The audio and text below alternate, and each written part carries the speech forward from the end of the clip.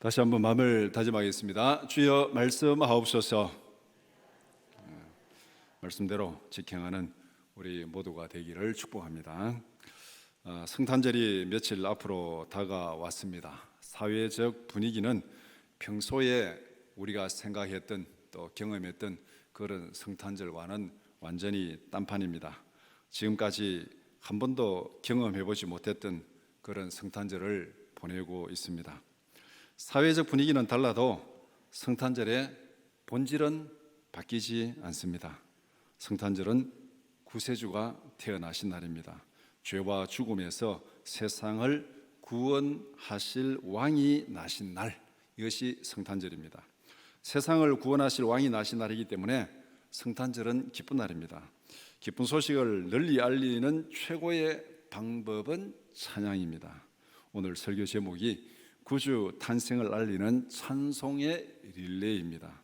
이 구주 탄생을 알리는 찬송의 릴레이는 하늘에서부터 시작되었습니다. 수많은 사람들이 성탄의 소식을 찬양하였습니다. 찬송의 릴레이는 오늘 우리에게서도 계속됩니다. 이 릴레이는 예수님이 다시 오실 때까지 계속되어야 합니다. 우리는 이 기쁨을 또 이 기쁜 소식을 또 대대로 전달해야 될 그 사명이 또한 우리에게 있습니다. 릴레이는 받아서 그 다음에 전달해주는, 이게 릴레이잖아요. 우리가 받았으니까 그 다음 우리도 그 다음에 전달해줄 책임이 우리에게 있습니다. 누가복음 2장 1절에서 20절을 읽었습니다. 누가복음은 예수님의 비천한 탄생을 강조하고 있습니다. 세상에 구세주가 태어났지만 아무도 알아주지 않았습니다. 누구에게도 환영을 받지 못했습니다. 세상에 들어올 자리가 없어서 짐승들 속에서 태어났습니다. 세상의 분위기는 무관심하고 냉담했습니다. 그렇다고 메시아의 탄생이 달라지는 것은 아닙니다. 세상이 환영하는 분위기를 해가지고 그 아이가 메시아가 되는 거고, 세상이 냉담하다 해가지고 그 아이가 메시아가 안 되는 것 아닙니다. 세상의 분위기와 관계없이 메시아의 탄생은 변하지 않습니다. 세상은 입을 다물었습니다. 그러나 구주 탄생을 알리는 영광의 찬송이 울려 퍼졌습니다. 하늘에서 천사들이 영광의 소식을 선포하고 찬양했습니다. 세상 변두리에 있던 목자들이 찬송으로 화답하였습니다. 예수 그리스도는 비천한 가운데 오셨습니다. 그렇지만 하늘과 땅의 찬양을 받으면서 이 땅에 오셨습니다. 오늘 이 정말 그리스도의 탄생을 찬양하고 이렇게 기뻐해야 될 이 시즌에 세상은 무관심하고 냉담하고 이런데도 뭐일 거냐고 비난하고 손가락질하고 있습니다. 어쩌면은 지금 우리가 경험하는 이 성탄절이 예수님의 처음 태어난 그때 분위기하고 비슷할 수도 있습니다. 그만큼은 아니지만 그래도 거기에 근접하는 분위기가 아닌가. 오히려 세상이 무관심하고 조롱하고 비난하는 그 모습이 예수님이 탄생할 때의 모습입니다. 어쩌면은 오늘 올해가 우리가 한 번도 경험해 보지 못한 성탄절의 가장 원래의 모습에 가까이 가고 있지는 않은지 그런 생각을 해봅니다. 누가복음 2장 1절에서 20절을 두 부분으로 나누어서 함께 살펴보고자 합니다. 첫 번째는 메시아 탄생을 알리심 1절에서 14절, 두 번째는 메시아 탄생을 확인함 15절에서 20절입니다. 첫 번째, 메시아 탄생을 알리심입니다. 만삭이 된 마리아가 갈릴리 나사렛에서 유대 베들레헴으로 간 이유가 무엇입니까? 간단히 말하면은 로마 황제가 호적을 하라고 명령을 내렸기 때문입니다. 로마 황제가 호적을 하라고 명령을 내렸기 때문입니다. 본문은 당시의 상황을 비교적 상세하게 설명합니다. 로마 황제가 가이사 아구스도가 호적하라는 명령을 내렸습니다. 이때 유대 지역을 관할하던 총독은 구레뇨였습니다. 유대인들은 황제의 명령을 따라 호적하러 각자 자기 고향으로 갔습니다. 이게 그때 당시에 이 풍습이고 또 관례입니다. 근데 오늘 우리에게는 별로 이해가 되지 않습니다. 여러분들 뭐 호적 등본 많이 있죠. 뭐 가족 관계 증명서, 뭐 혼인 관계 증명서, 이 서류도 많이 이름이 바뀌어 가지고 뭐 내용은 그긴데 하여튼 옛날 같으면 호적 등본, 주민등록 등본, 주민등록 초본 하여튼 이런 그 유행이 다 있었습니다. 그래서 요사이는 그 서류를 떼려 그러면 여러분들 뭐 주민센터 갈 일도 없고 그냥 인터넷으로 거의 다 되죠. 컴퓨터에서 거의 다 할 수 있습니다. 근데 예전에는 주민등록 초본, 주민등록 등본은 자기가 살던 동사무소에서 뗄 수 있었습니다. 그런데 호적 등본은 뗄 수가 없었어요. 호적 등본을 떼려 그러면 본적지에 가야 됩니다. 본적지 읍면동사무소에 가서 호적 등본을 떼야 됩니다. 그래서 저도 그런 기억이 있습니다. 호적 등본 떼려 저 고향까지 가가지고 일부러 가가지고 그 면사무소 가서 호적 등본 뗀 적이 있습니다. 그래서 예전에는 그 통신 이런 게 발달하기 전에는 가가지고 가면은 그 면사무소 서기가 그거를 다 원장을 보고 이제 호적 등본 호적 원장이 거기 있으니까 본적지에 있으니까 그 원장을 보고 다 썼습니다. 손으로 다 써가지고 도장을 딱 찍어주니까 이게 원장이 있는데 가야 이걸 지금 필사를 할 수 있잖아요. 그러니까 자기가 살던 동사무소에서는 뗄 수가 없었습니다. 어제 청년들 때문에 정말 이게 라떼 얘기인데 그랬습니다. 근데 지금 오늘 이 본문의 얘기가 그 얘기입니다. 호적을 하기 위해서는 각자 자기 고향으로 가서 거기에서 점검하고 등록하는 그것이 지금 유대의 호적하는 그 풍습입니다. 그래서 유대인들은 황제가 호적을 했기 때문에 모든 사람들이 자기 고향으로 가서 그렇게 호적을 해야만 했습니다. 지금으로서는 도저히 이해가 안 되는 그런 상황이지만은 하여간 그때는 그랬습니다. 이 와중에 요셉이라는 한 사람에게 초점을 맞춥니다. 요셉은 다윗의 족속으로 갈릴리 나사렛에 살고 있었습니다. 요셉은 마리아와 약혼한 상태였습니다. 약혼한 마리아가 잉태하여 만삭이 되었습니다. 그들은 황제의 명령을 따라 함께 다윗의 고향으로 호적하러 갔습니다. 이렇게 해서 만삭이 된 마리아가 먼 여행을 하게 되었습니다. 갈릴리 나사렛에서 유대 베들레헴까지 거리가 얼마냐? 여기에 대해서는 여러 가지 책에 따라 조금씩 다른데 지도를 보면은 갈릴리는 저 북쪽이고 예루살렘이 좀 남쪽 지역에 있습니다. 거기까지 가는데 그냥 직선으로 가는 거리는 좀 가깝습니다. 그런데 예수님 당시에 이 사람들이 중간에 사마리아에 있기 때문에 이 유대인들은 사마리아를 피해서 돌아서 가기 때문에 거리가 상당히 멉니다. 이게 예수님도 이렇게 돌아서 가기 때문에 그래서 직선 거리는 한 6, 70km. 그런데 돌아서 가면은 이게 100km가 넘는 그래서 이 100km가 넘는 그 길을 지금 이렇게 만삭이 된 이 여인이 지금 베들레헴까지 억지로 가게 되는 그런 상황이 되었습니다. 성경에서 베들레헴은 아주 특별한 곳입니다. 조그마한 동네입니다. 조그마한 동네인데 아주 특별한 곳인데 창세기 보면은 라헬이 죽어서 장사된 곳 그것이 베들레헴입니다. 그리고 다윗이 태어나고 자란 곳이 베들레헴입니다. 더 중요한 것은 메시아 탄생이 예고된 것입니다. 성경에는 계속 이 메시아가 이새의 줄기, 다윗 이새의 뿌리 다윗의 줄기에서 메시아가 나오리라 그렇게 강조를 하고 있습니다. 그런데 이 다윗이 태어나고 성장한 곳 베들레헴, 다윗의 후손으로 오실 메시아가 그곳에서 태어나리라. 미가서 5장 2절 한번 같이 보겠습니다. 베들레헴 에브라다야 너는 유다 족속 중에 작을지라도 이스라엘을 다스릴 자가 내게서 내게로 나올 것이라. 그의 근본은 상고에 영원에 있느니라. 베들레헴이 중요한 이유가 바로 여기에 있습니다. 메시아가 거기서 태어날 것이다. 이것은 유대인들이 다 알고 있었습니다. 어떻게 알고 있었습니까? 예수님이 태어날 그때 당시에 마태복음 보면은 동방의 박사들이 와가지고 이 유대인들의 왕이 태어났는데 어디서 태어났느냐? 그래 물으니까 이 서기관들이 연구해가지고 베들레헴이다 그랬잖아요. 베들레헴이다. 이 구절을 보고 베들레헴에서 태어난다. 그래서 이 동방의 박사들이 베들레헴으로 간 그 사건이 마태복음에 기록되어 있습니다. 그러니까 이 베들레헴은 메시아가 태어나는 곳이다. 거기에 대해서는 유대인들이 다 인정하는 그런 곳이 베들레헴입니다. 예수께서 베들레헴 마구간에서 태어나게 된 이유는 무엇입니까? 마리아는 황제의 명령에 따라 베들레헴에 왔습니다. 다윗의 후손들이 다 다윗의 고향인 베들레헴으로 모여들었습니다. 그러니까 각자 자기 고향으로 가야 되니까 다윗의 후손들이 다 거기에 모여들었습니다. 시골 동네에 너무나 많은 사람들이 모였습니다. 아마 구정 때 농촌에 가면은 차 댈 데가 없잖아요. 그래서 구정 때 농촌에 고향 가면은 차 댈 데가 없어요. 평소에는 뭐 차 구경도 잘 못 하는데 막 다 모여가지고 그냥 들어간 입구부터 막 차를 대놔가지고 차 댈 데가 없는 뭐 그보다 더 복잡한 것이 지금 이 베들레헴의 상황입니다. 모여든 사람들이 머무를 방이 없었습니다. 가는 날이 장날이라고 이때 마리아가 해산을 하게 됩니다. 아기와 산모를 위한 방을 구할 수도 없었습니다.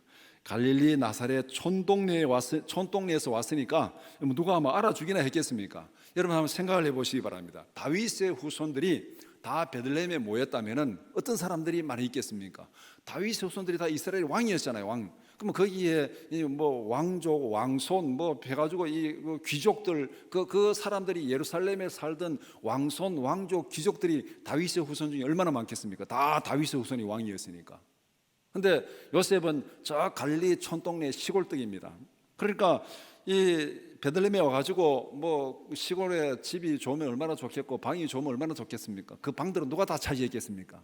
상식적으로 생각해 보면은 그 예루살렘에 온 귀족들, 왕족들, 왕손들이 다 좋은 집은 차지했을 것이고 저 갈릴리 촌동네 나사렛에서 온 이 요셉은 자기 아내가 지금 만삭이 돼서 아기를 낳게 되는 그 상황에서도 어디 가서 방을 하나 구걸하지도 못하고 좀 내주는 사람도 없고 하여간 그렇게 했습니다. 그래서 어찌할 방법이 없어서 마구간에서 아기를 낳게 되었습니다. 그런데 여기에 하나님의 놀라운 뜻이 숨어 있습니다. 예수님은 다윗의 고향 베들레헴에서 태어나야만 합니다. 그냥 두면은 아기를 낳으러 갈릴리에서 베들레헴까지 가겠습니까? 그냥 놔두면은 마리아가 요셉이 아기를 낳으러 베들레헴까지 가겠습니까?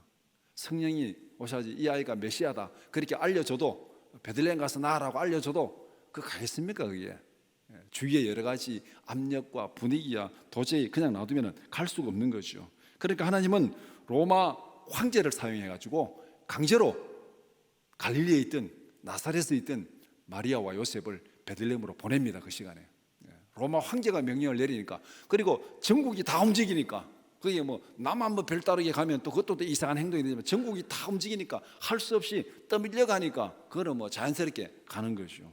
그래서 이 말도 안 되는 억지로 하는 일 같았지만은 거기에도 하나님의 뜻이 있었습니다. 세상의 억울한 환경 속에서도 하나님의 손길을 발견하는 우리 모두가 되기를 축복합니다. 우리가 살아가다 보면은 개인적으로 사회적으로 참 억울한 일들이 많이 있고 말도 안 되는 일들이 많이 있습니다. 그러나 크게 보면은 그 역사도 하나님이 움직여 가시는 줄 믿습니다. 그 안에도 하나님의 손길이 있습니다. 세상의 억울함 속에서도 하나님의 뜻을 이루어가는 우리 모두가 되기를 축복합니다. 마리아, 요셉 참 말도 안 되는 이 환경에서 왜 이런 고생을 해야 되는가? 왜 이렇게 해야 되는가? 정말 여러 가지 질문이 많이 생기지만은 그러나 거기에서 하나님의 뜻이 이루어지고 있습니다. 밤에 성 밖에서 양을 치던 목자들은 천사들로부터 어떤 소식을 들었습니까? 밤에 목자들이 성 밖에서 양떼를 지키고 있었습니다. 밤에 성 안에 들어가지 못한 것에는 상징적인 의미가 있습니다. 사람이 날이 어두워지면요 집으로 들어가야 됩니다. 그리고 이 성을 쌓아놓고 성문을 열고 닫는 거 날이 어두워지면 성 안으로 들어가야 됩니다. 그게 사람 사는 거예요. 그런데 밤이 되었는데 성 안에 들어가지 못했습니다. 그 사람들은 어떤 사람들입니까? 세상에서 소외된 사람들이에요. 세상에서 쫓겨난 사람들이에요. 세상의 변두리에 사는 사람들이에요. 성 안에 들어가지 못한 사람들입니다. 목자들은 세상의 중심부에서 소외되고 쫓겨난 사람들입니다. 밤에 집에 들어가지도 못하는 가장 비천한 사람들, 그 사람들이 지금 목자들입니다. 그래서 들에서 지금 양을 지키고 있는 거예요. 가장 비천한 자들에게 하나님의 영광이 임했습니다.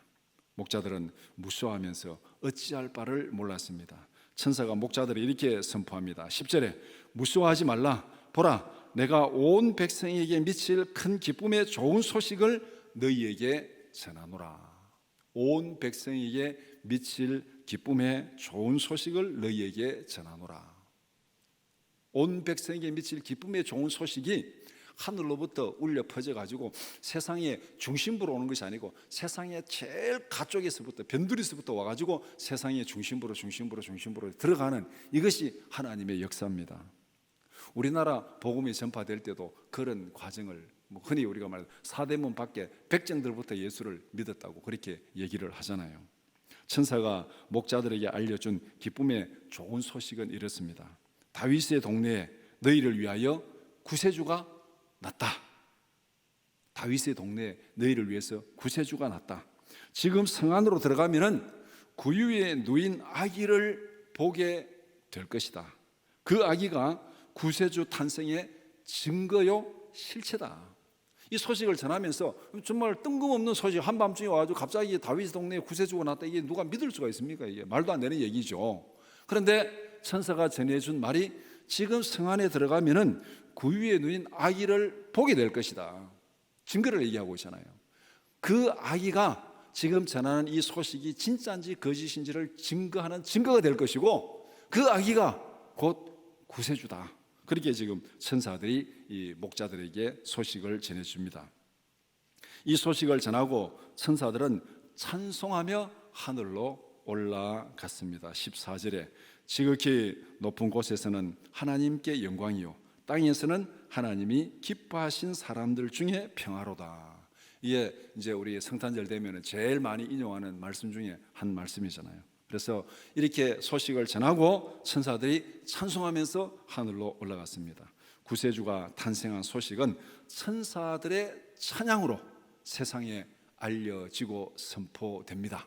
그러니까 찬송의 릴레이가 여기서 시작되는 거죠. 천사들의 찬양으로 구세주가 태어났다. 이게 정말 하늘에서는 영광이고 땅에서는 기뻐하는 사람들 중에 평화로다. 이 소식을 장엄하게 울려 퍼지면서 이제 하늘로 올라갔습니다. 이것이 메시아 탄생을 알리는 것입니다. 메시아 탄생을 알리는 것은 천사들이 오셔서 직접 알려주는 것. 세상에 가장 변두리에 있는 사람들에게 일단 알려주고 올라갔습니다. 두 번째, 메시아 탄생을 확인하는 과정입니다. 15절에서 20절 말씀. 천사들로부터 놀라운 소식을 들은 목자들은 어디로 갔습니까? 엄청난 소식을 들었습니다. 목자들이 메시아가 태어났다. 다윗의 동네에. 지금 베들레헴에 가면은 아기가 누워 있을 것이다. 그거 볼 것이다. 이 소식을 들었으니까 어디로 가야 되겠습니까? 여러분 같으면은 어디로 가겠습니까? 곧바로 베들레헴으로 달려가지 않겠습니까? 이 진짜인지 거짓말인지 확인하기 위해서 가보고 그 아기가 있으면은 이 소식이 진짜고 가는데 아기가 없으면은 이 소식은 거짓말이 되는 거죠. 그래서 이 천사가 선포한 내용이 사실인지 사실이 아닌지를 확인하기 위해서 그들은 베들레헴으로 달려갔습니다. 12절에서 증거가 무엇인지를 천사가 분명히 얘기했잖아요. 베들레헴에 들어가면 구유에 누운 아기가 있을 거다. 이게 증거다. 내가 전한 천사들이 전한 소식이 진짜인지 거짓말인지 증거는 지금 들어가면 아기가 있다. 그 아기가 그게 증거다고 그렇게 얘기하고 있습니다. 그러니까 너희가 가서 강보에 쌓여 구유에 누워 있는 아기를 보리니 이 증거를 확인하기 위해서 달려가는 것은 뭐 너무나도 당연한 것이죠. 여러분이라도 그렇고 우리 다 그렇고 목자들도 다 그렇게 했습니다. 그래서 목자들은 천사들이 알려준 증거를 확인하기 위해서 달려갔습니다. 빨리 가서 구유에 누워 있는 아기를 찾았습니다. 구세주를 찾는 것은 너무나도 당연한 행동입니다. 너희를 위해서 구세주가 났다. 너희를 위해서 메시아가 났다. 그렇다면 우리가 구원받는 길이 있는데 그걸 찾는 것은 너무나도 당연한 거죠. 그런데 오늘날 많은 사람들은 구세주를 찾으려는 시도조차 하지 않습니다. 구원에 대해서 무관심한 사람들이 너무나도 많습니다. 구원에 대해서 무관심한 사람들. 천국 가봐야 알지 뭐. 구원에 대해서 관심이 없어요. 지금 눈앞에 먹고 사는 거, 지금 눈앞에 멋있게 보이는 거, 지금 눈앞에 좋은 거, 거기에 다 이게 관심이 쏠려가지고 1년 뒤, 10년 뒤 뭐 그 별 관심이 없어요. 그러니까 죽음 이후에는 더더욱이 관심이 없습니다. 지금 우리가 살아가는 이 세태의 모습은 미래에 대해서는 별 관심이 없어요. 지금 어떻게 살아가는 여기에 관심이 참 집중되어 있는데, 우리가 뭐 미래를 생각하면서 현재를 너무 희생해도 안 되지만은, 그러나 미래에 대해서 전혀 생각 없이 계획 없이 살아가는 것은 정말 어리석은 모습이죠. 그래서 구원에 대해서 무관심한 거, 이게 지혜로운 행동입니까? 어리석은 행동입니까? 우리가 죽음 이후의 문제에 대해서 무관심한 거, 이게 지혜로운 행동입니까? 어리석은 행동입니까? 이거는 정말 어리석은 행동입니다. 오늘 우리는 너무 현실에 눈에 보이는 것에 너무 미혹돼 가지고, 어떻게 보면 이것도 공중거제 잡은 사탄의 음모예요. 다 잊어버리지 말고 지금 여기에 집중하라는 거예요. 그 정선에 카지노를 가거나 아니면 미국 가서 라스베가스나 뭐 아틀란틱 시티 이런 데 카지노를 가서 보면은요, 시계가 없습니다. 나중에 여러분들이 거기에 갈 일이 있거든 한번 확인해 보시기 바랍니다. 가서 도박하라는 얘기는 아니에요. 시계가 없습니다. 이게 무슨 의미겠어요? 신경 쓰지 말고 열심히 해라. 신경 쓰, 시간 걱정하지 말고 열심히 해라. 그게 그 도박하는 사람 도와주는 거예요? 망치는 거예요? 망치는 거예요. 왜? 시계가 없습니다. 지금 이 시대가 지금 그래요. 지금 내일 신경 쓰지 마라. 지금 눈에 보이는 거 여기에 집중하며 살아가라고.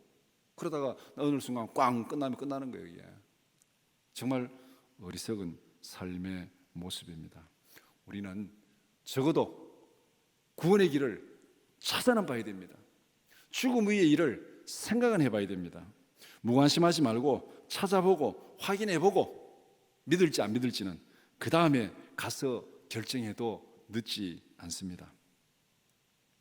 제가 책을 읽는 중에 톨스토이의 고백록을 읽었는데, 톨스토이가 굉장한 영광을 누립니다. 작가로서 막 굉장한 영광을 누리고 명예를 누리고 막 했는데 회의주의에 빠졌습니다. 회의주의에 빠져서 자살을 생각하게 됩니다. 인생이 너무 허탈하다, 허무하다.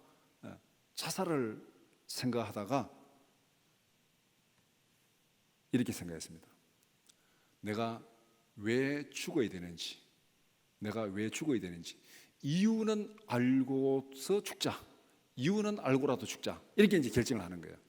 정말 자기가 이 작가로서 명예를 얻고 세상에 부를 얻고 자기가 원하는 모든 걸 다 얻었다 그러면, 자기가 원하는 걸 다 얻었는데 인생의 회의에 허무주의에 빠져가지고 지금 자살을 하고 싶은데, 자살할 충동이 강하게 느껴지는데, 그때 내가 왜 죽어야 되는지 이유라도 알고 죽자. 그래서 자살을 연기를 합니다. 연기를 하면서 실제 그 책에 보면은 집안에서 자살에 쓰일 수 있는 도구를 다 치웁니다. 뭐 끈이라든가 이런 거 목매서 죽을 수 있는 도구를 다 치우고, 그 다음에 총을 들고 사냥을 좋아하는데 총 들고 사냥을 가지 않습니다. 왜? 사냥 갔다 순간적으로 빵 해 죽을까 봐 사냥도 하지 않고, 그 다음에 자살할 수 있는 도구를 다 치우고, 그때부터 내가 왜 죽어야 되는지 그 이유를 열심히 찾아갑니다. 막 책을 읽고 막 찾다가 나중에 정말 진리를 발견합니다. 정말 예수님을 발견합니다. 적어도 우리는 그런 자세는 가져야 되지 않겠습니까? 믿을지 안 믿을지는 그때 가서 판단할 일이고, 무관심한 것보다는 찾아야 되는 거예요. 찾아보지도 않고 무관심한 것은 게으르고 나태하고 교만한 것입니다. 예수님은 우리에게 무엇이라고 말씀합니까? 구하라, 찾으라, 문을 두드리라. 우리에게 메시아의 소식이 선포되고 복음이 선포되면 우리는 찾고 구하고 두드려야 됩니다. 성 밖에 있던 목자들에게 이 메시아가 태어났다 소식이 전달되면 그들이 할 일은 가서 찾아봐야 되는 거예요. 증거가 맞는지 확인해야 되는 거예요. 거기 눌러 앉아 있으면 그거는 게으르고 나태하고 교만하고 구원받을 자격이 없는 거예요. 그래서 오늘 이 베들레헴의 목자들은 그 소식을 듣고 확인하기 위해서 달려갔습니다. 목자들은 태어난 아기를 확인하고 어떤 소식을 전하였습니까?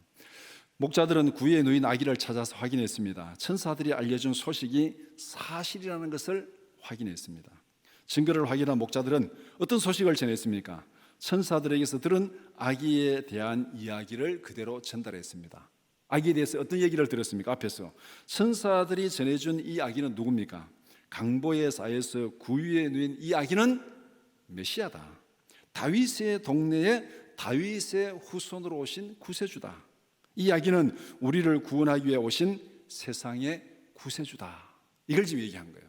그냥 이 많은 사람들이 모여가지고 다 무관심 속에서 그냥 이 마구간에서 태어난 그 아기 누구도 알아주지 않는데 가서 천사들이 몰려가가지고 이 아기는 다윗의 동네에 다윗의 후손으로 태어난 구세주다. 세상을 구원할 구세주다. 이걸 지금 얘기하고 있는 거예요. 이것도 정말 충격적인 얘기 아닙니까? 구세주면 적어도 뭐 이 예루살렘에서 뭐 왕궁에서 아니면 예루살렘에서 뭐 좋은 집에서 그렇게 태어나는 게 이게 좀 그런데 지금 이렇게 이 마구간에서 모든 사람들의 무관심 속에서 태어났습니다. 목동들이 가서 이 사실 천사들에게서 들은 이 사실을 그대로 다 전달해 주었다. 그렇게 말씀합니다. 세상 밖에 있던 목자들이 구세주의 탄생 소식을 세상 안으로 전달했습니다. 성 밖에 있는 목자들이 성 안으로 들어가가지고 구세주 탄생을 전달한 거예요. 하늘에서 성 밖으로 전달되고 성 밖에서 들은 목자들이 성 안으로 들어가서 전달하고 그 다음에 마리아가 마음에 새겨두고 있고 지금 이렇게 지금 이게 이 찬송의 릴레이가 계속 연결이 되고 있습니다. 목자들이 전해준 소식을 들은 세상 사람들은 놀랐습니다. 눈앞에서 아기를 보고 있던 사람들은 몰랐습니다. 그 앞에 지금 아기를 보고 있던 사람들, 이 와중에 애를 낳았으니까 그 주위에 있는 사람들이 지금 보고 있잖아요. 지금 아이고 뭐 한편으로는 측은하고 한편으로는 뭐 어떻게 뭐 야 이렇게 아기를 낳았는데 갈 데도 없고 이렇게 가지고 어떻게 하냐 뭐 좀 막 측은한 모습으로 본 사람도 있었을 것이고 하여간 주위에 사람들이 많이 있었겠죠. 근데 눈앞에서 아기를 보고 있는 사람들은 이 아기가 누군지를 몰랐습니다.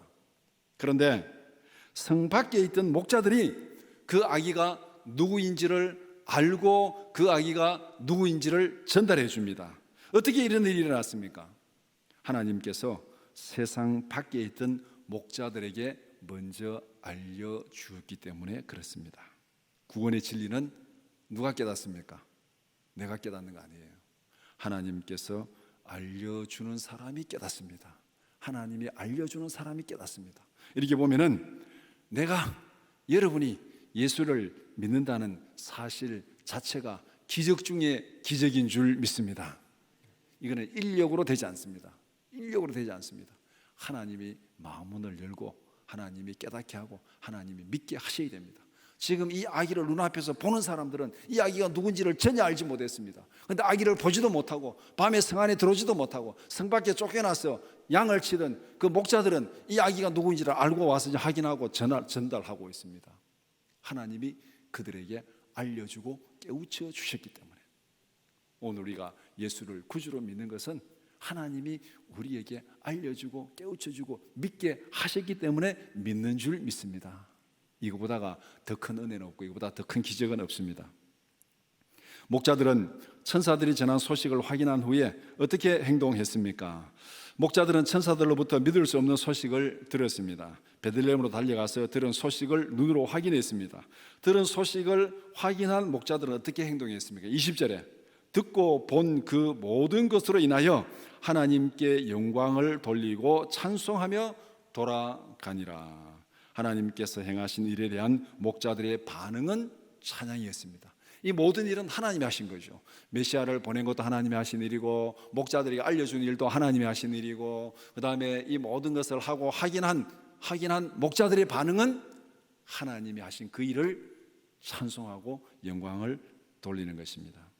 하나님께서 행하신 일에 대한 목자들의 반응은 찬양입니다. 찬양은 하나님께서 행하신 일에 대한 모든 사람들의 반응이어야 합니다. 우리는 흔히 말하는 작용과 반작용, 작용과 반응의 구조 속에 살고 있습니다. 하나님께서 천지를 창조하셨습니다. 하나님께서 인간을 하나님의 형상대로 만드셨습니다. 하나님께서 죄인을 구원하기 위해서 메시아를 보내셨습니다. 우리는 하나님의 행동에 어떻게 반응해야 됩니까? 하나님이 이렇게 행동했다면 우리는 그 하나님의 행동에 어떻게 반응해야 됩니까? 천사들의 찬양에 화답하는 찬양으로 반응해야 됩니다. 우리의 찬양은 하늘에서 천사들이 부른 노래에 대한 메아리입니다. 하나님이 그 모든 하신 일에 대해서 목자들이 찬양하면서 반응했습니다. 찬양하면서 우리의 삶은 하나님의 행동을 닮아가는 메아리가 되어야 됩니다. 그래서 하늘에서 천사들의 찬양이 울려 퍼지고 땅에서 목자들의 찬양이 메아리로 울려 퍼지는 것, 이것이 지금 누가복음 2장에 기록된 이 성탄의 모습입니다. 하나님이 행하신 일들을 깨닫고 이 땅에서 하나님이 행하신 일들을 선포하는 메아리로 살아가는 우리 모두가 되기를 축복합니다. 이것이 목자들이 보인 반응, 하나님이 행하신 일을 깨닫고 보인 반응이 바로 메아리로 찬양하는 것. 말씀을 정리해 봅시다. 세상의 역사는 작용과 반작용의 원리에 따라 움직입니다. 하나님께서 행하신 일들이 작용입니다. 먼저 작용, 우리 이 작용 반작, 당구 대놓고 공을 하나 빵 치면은 그다음 땅땅땅땅 이렇게 이 도미노 또 이 게임 같은 거 다 뭔가 작용 하나 딱 되면 그다음 반응이 다르르 일어나잖아요. 이게 바로 작용과 반작용입니다. 하나님께서 행하신 일들이 작용입니다. 어떤 일이 힘이 딱 가해지는 것이죠. 하나님은 천지를 창조했습니다. 빛이 있으라 하나님이 선포하시니까 그다음에 어떤 반응이 나타났습니까? 빛이 있었습니다. 만물이 있으라 하니까 만물이 있었습니다. 반응이 나타난 것이죠. 하나님은 세상을 구원하셨습니다. 독생자를 보내셔서 세상을 죄와 죽음에서 구원하셨습니다. 예수를 믿는 자들은 구원을 받았습니다. 우리의 행동은 하나님이 행하신 일에 대한 반응이어야 합니다. 하나님은 적절하게 반응하면서 살아가라고 인간을 하나님의 형상대로 만들었습니다. 하나님이 뭔가를 말씀하시면 거기에 반응하라고 하나님의 형상대로 만들었어요. 이게 우리가 정상적으로 지혜롭게 살아가는 방법입니다. 하나님의 행동에 적절하게 반응하는 우리 모두가 되기를 축복합니다. 예수님의 모습을 따라서 반응하는 것이 무엇입니까? 거룩하게 되는 거예요. 예수님이 거룩하, 죄는 없으시니까 우리가 예수님의 모습을 따라서 따라가는 게 닮아가는 것이 거룩하게 되는 거예요. 예수님의 생각을 따라서 생각하고 판단하기를 축복합니다. 우리의 생각이 예수님의 생각을 닮아가야 돼요. 예수님의 행동을 따라서 순종하고 실천하기를 축복합니다. 우리의 행동이 예수님의 행동을 닮아가야 돼요. 이것이 바로 반응하며 살아가는 거예요. 메아리로 살아가는 거예요. 예수님처럼 거룩하게, 예수님이 생각하는 것처럼 그렇게 생각하고 판단하고, 예수님이 행동하는 것처럼 그렇게 순종하고 실천하는 것. 예수님은 죽기까지 순종하셨다. 우리가 바로 그런 모습을 닮아가는 겁니다. 예수님의 모습을 닮아서 이 땅에서 하나님의 메아리로 살아가는 우리 모든 성도들이 되기를 축복합니다.